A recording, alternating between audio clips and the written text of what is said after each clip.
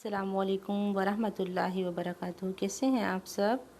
उम्मीद करती हूँ आप सब खैरियत से होंगे इंशाल्लाह।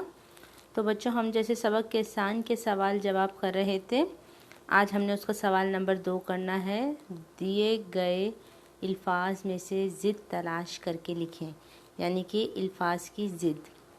यहाँ आपको ऑप्शन दिए गए होंगे और इन अल्फाज के मुताबिक आपने इन ऑप्शंस को यहाँ पर लिखना है। ठीक है बेटा, अब हम शुरू करते हैं। शुरू आखिर, ज़मीन आसमान, नरम सख्त, बड़ा छोटा, सवाल जवाब। ठीक है, अब सवाल नंबर 3 है, मुश्किल अल्फाज को खुश ख़त लिखें। तो बेटे ये आपका होमवर्क है।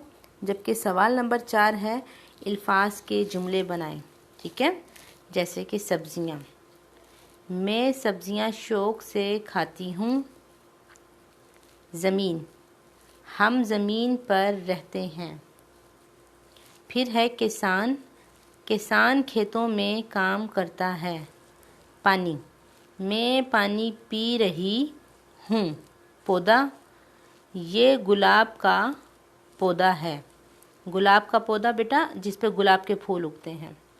मेहनत, मैं मेहनत से काम करती हूँ, या मैं काम मेहनत से करूँगी। जो बेटे आपको आसान लगे आप बना सकते हैं, बस वो अल्फाज